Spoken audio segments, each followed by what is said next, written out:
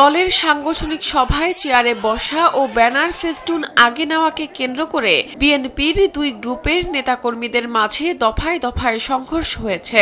এতে অন্তত ১৫ জন আহত হয়েছেন। আহত নেতাকর্মীরা হাসপাতালে চিকিৎসা নেন।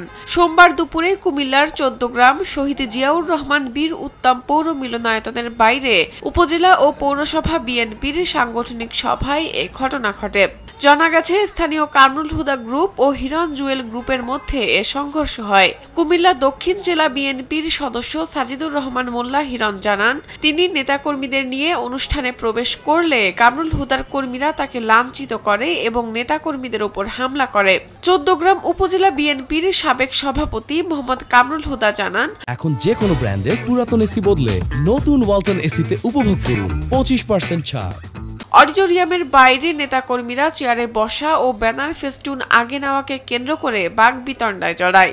অডিটোরিয়ামের ভেতরে কোনো সংঘর্ষের ঘটনা ঘটেনি। ১৪ গ্রাম থানার ভারপ্রাপ্ত কর্মকর্তা মোহাম্মদ হিলাল উদ্দিন আহমেদ জানান, বিএনপির সাংগঠনিক সভায় দুই পক্ষের মধ্যে তর্কাতর্কির বিষয়ে শুনেছেন তিনি। বর্তমানে পরিস্থিতি শান্ত রয়েছে।